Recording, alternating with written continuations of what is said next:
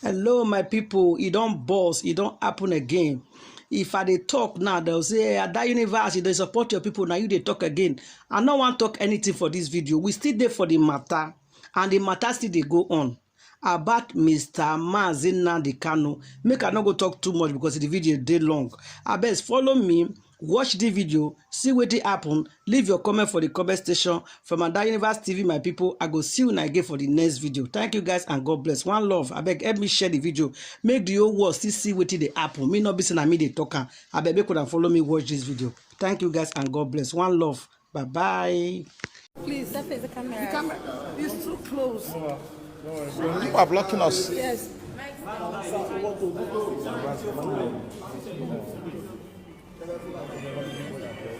Yes. Please ask questions like Can't you So just for the benefit. Okay, let's move on. So for the benefit of Nigerians, could you tell us exactly what happened in court today? briefly, sir. If you don't want me to talk, go. No, but please talk. What do you mean by briefly? The longer waiting application, those two applications. Sorry, No, sir. I don't want to catch that rider. If you want to go, you go. Sorry, Leonard Silk. Our apologies, Leonard Silk. I don't have to speak. Our apologies. You all were in court. Our apologies. I don't have to speak. Our apologies, please. Finally, those two long awaited applications have finally had their day. Sorry? The two applications, those two pending applications, have finally had their day. Tell us how it is. No, not the two applications, one. And that is the one that is jurisdictional, which is saying that all the 15 counts in the charge are bad, and bad. Like I described it before the court, they are as dead as dodo. All that the court requires is to give them a decent burial. Because there is nothing whatsoever in the counts at all. You are accusing Nnamdi Kanu of making some broadcast. You didn't say where this broadcast was made. Was it made in the spirit world? Was it made in the air? Was it made under the ground? You didn't state. That was to run away from the first count they had fired, which we attacked when they had mentioned the United Kingdom. So they thought that by not mentioning a place, they had gotten away from it. But as a matter of fact, they had worsened their case because the Federal High Court Act says specifically, Section 34, that you must state the very location, specific location where an offense has been committed. Yes. That is one. They couldn't state any. They say made brokers, and that the brokers were in furtherance of some treasonable acts. For you to charge a person with furthering treason, you must have to charge the person with treason. Nnamdi Kanu is not charged with treason here. We call it the predicate offense. Sure. It is from this predicate offense that the acts of furthering will emanate. So they are building castles on empty air. There's nothing to support it. You are saying that the broadcast he made led to protests, violent protests in the east and in Lagos, affecting Lagos' transportation system. Does this court have jurisdiction territorially over Lagos and matters that happen near Uli, near Ihiala, in Anambra State? No. Does this court have jurisdiction over matters if there was an offense committed, for example, say in UK? Does this court have jurisdiction over matters that happen in UK? Answer, no. Because this court cannot exercise jurisdiction on matters within a sovereign land, another country that has sovereignty under international law. Another major point is that you are trying this man, saying for committing, for belonging to a proscribed organization. And I must now say this, contrary to what the prosecution said last time. Nnamdi Kanu has never denied being a member of IPOB. He says, I am not a member of proscribed IPOB. I want all of you to know the difference. And when IPOL was proscribed through the court process, Nnamdi Kanu challenged it. The matter is at the Court of Appeal currently. Yeah. Nobody knows the judgment of the Court of Appeal. If the Court of Appeal finally says that this proscription was wrong, as we are contending, let's say by that time you had already tried Nnamdi and jailed him, how will you bring him back? So you are trying him under a law that is inchoate, that is being challenged, whose efficacy and longevity is being tested and has not been finished. So we call it lite pendens, or the doctrine of sub judice. So you cannot. So Nnamdi Kanu, in his extrajudicial statement, said he founded IPOL in 2012 in London, and that is the head. He has never denied being the founder, head, and member of IPOL, but he denies being a member of proscribed IPOL. This point must be made clear. We have also challenged the entire law itself, the Terrorism Prevention Act as amended of 2011 as amended in 2013. Now, it is not a law within the exclusive legislative list of the National Assembly that it ought to have made. It has no competence to make it under the Constitution. We have also challenged that. There are other grounds, very strong grounds, where we are challenging that. For example, you brought this man, you abducted him by force, you tortured him, you captured him like a common criminal in Kenya. A British citizen who had gone to Kenya voluntarily, you captured him, you abducted him, and you rendered him to Nigeria by force without going through any extradition process.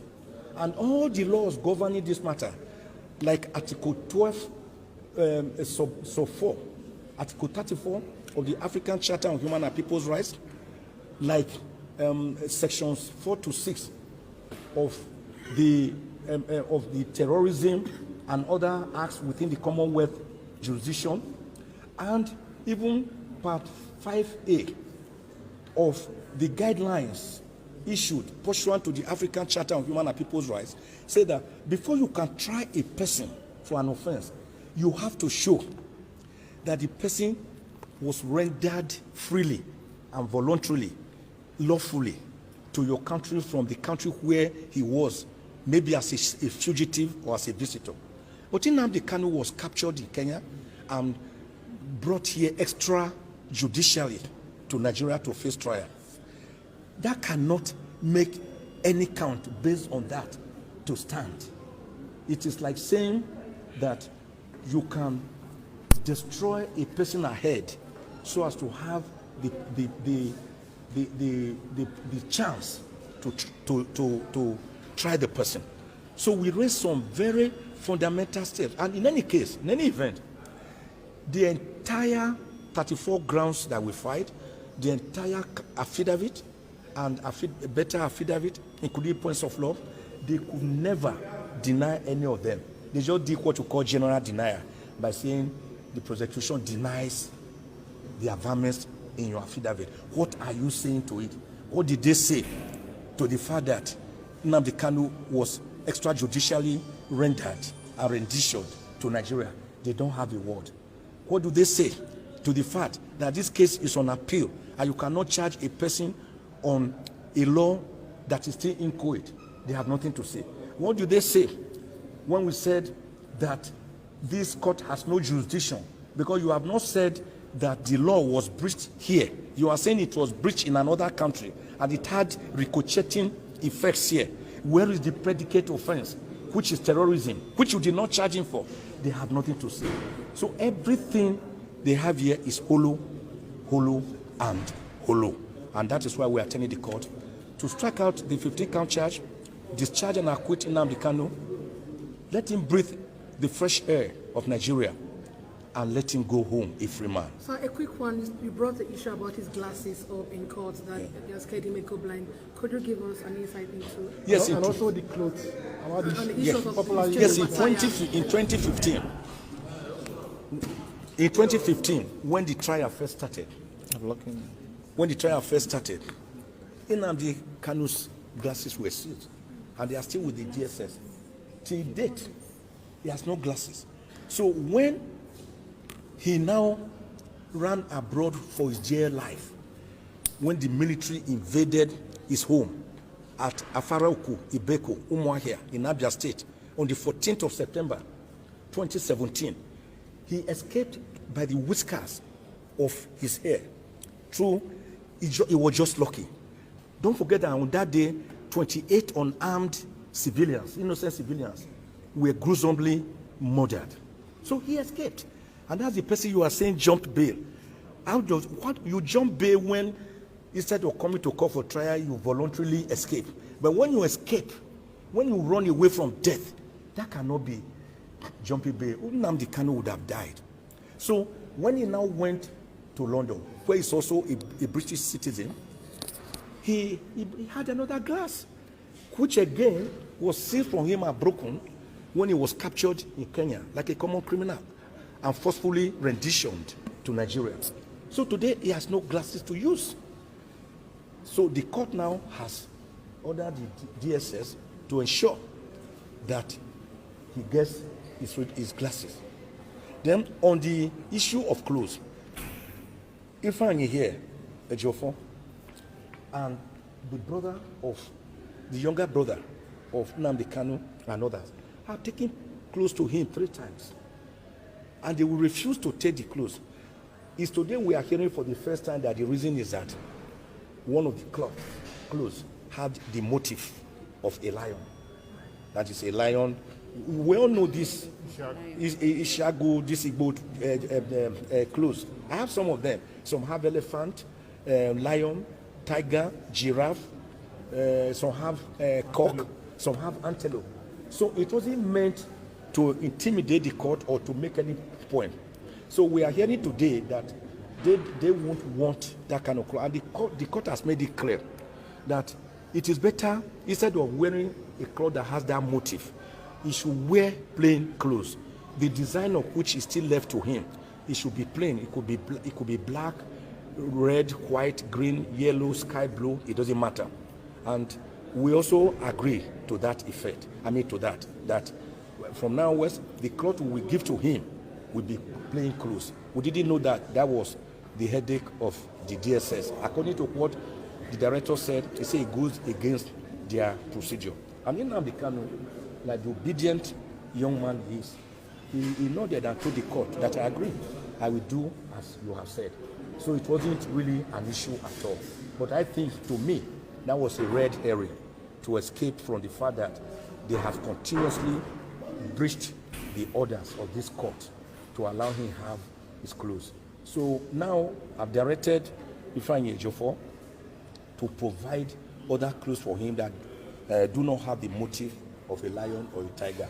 So it could be another designer wear if he has another one, because he has been using one cloth since June last year.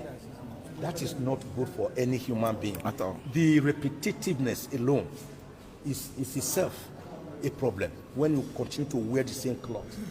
It is not good for his psyche, it's not good for his psychology, it's not good for his mental health, it's not good for his physical health, it's not good for his psychological health, it's not good for his spiritual health. And today, I believe that the Director, Legal Service of DSS, who was in court, will carry out the instructions of my Lord when we bring a different set of clothes to him. Thank so you. I want to just say this finally, that we had a wonderful day, and that the finger of God in Exodus 8:19 is on this matter. I want to emphasize Lamentations 3:37. Who is it that speaketh, and it cometh to pass, if God has not commanded it? I want to again put forward Genesis 18:15, which is replicated in Jeremiah 32:27. Behold, I am the God of all flesh. Is there anything too hard for me?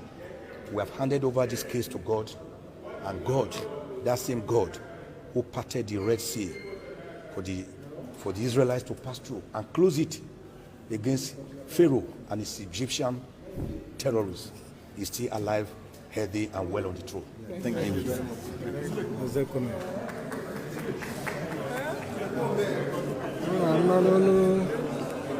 Ndị ọkaiwu Nnamdi Kanu ebe ha kwuru maka ikpe si wee gaa n'ụlọ ikpe tata. Onye isi ụlọ ikpe eyiara n'ikpe anụ ka ọ gazie na Eprel, ụbọchị 8 na Eprel, ebe a ga-ekpebizi ma ga-aga n'iru kpee ikpe a ka ya tupu ya n'iro. Ma dịka ọ dị ugbu a, unu gara na BBC News Igbo echi maka ihe niile si gaa na ikpe tata, gaa na bbcigbo.com ugbu a. Ị ga-afụ ma onyonyo ma foto niile ihe niile gbanyere n'ikpe tata. Maka o si aga n'iru tata, na-ekene unu maka isonyere anyị. Anyị karakwa n'iru na-eche, anyị ka na-echekwa ịma ma ga n'olu ọkaiwu Ejiofọ ka ọ gwa anyị okwu gbasara ka ikpe asị ka obi ya dị nke ikpe asị gaa tata. Ndewo.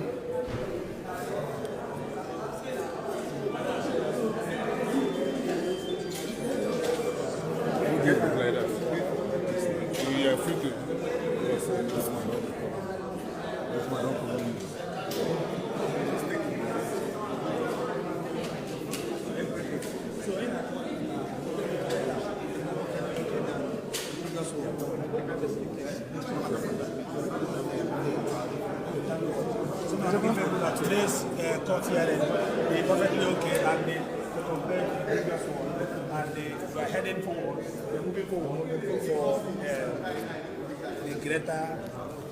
So where did we Okay, we just need to address it na page. I address it because what I can pass it down, COVID and everything. Oh, wonderful. It went well. And application challenging the charge, competence of the charge and jurisdiction of the court was taken today, adjourned to 8th of April for judgment.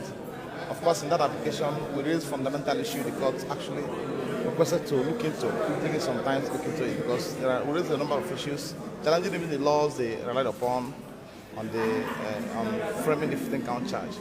So it's coming up for ruling on 8th of April, and we believe that day will be the end of the case. Thank you so much. What's your expectation on that 8th of April? We're coming here 8 for victory, and nothing less than that. April 8 just for victory. There's no charge before the court. No, of course, he is delighted and in firm spirit. Thank you. Thank you so much. Ndị na anụgo n'ọnụ ọkaiwu Ejiofọ ka ọ gwara anyị na arụdị Nnamdi Kanu na ha na-enwe olileanya na ikpe a ga-agbụ n'Eprel, ụbọchị 8 na Eprel. Dịka ọ dị Igbo, anyị ka na-enwetakwara n'aka n'ọdụ ka m si kwuo na mbụ, ị gaa na bbcigbo.com, ị ga-afụ ihe niile mere n'ụlọ ikpe tata, na onyonyo ma foto ma akụkọ niile akọ n'ụlọ ikpe, ma ihe niile ọkaiwu ndị Naijiria kwuru na ihe niile ọkaiwu ndị Nnamdi Kanu kwuru na Nnamdi Kanu n'onwe ya ka arụsiri edekwana ya nụ. Unu ga-afụ ihe niile na bbcigbo.com. gaa na ebe a kịta ka nweta aka n'uju. Anyị ga-apịnye ebe anyị ka nakwa n'iro na-ewetara unu ka o si aga, enwekwa ka akụkọ si gbanwekwa, anyị ga-ewetakwara unu ka o si aga. Ndewonu.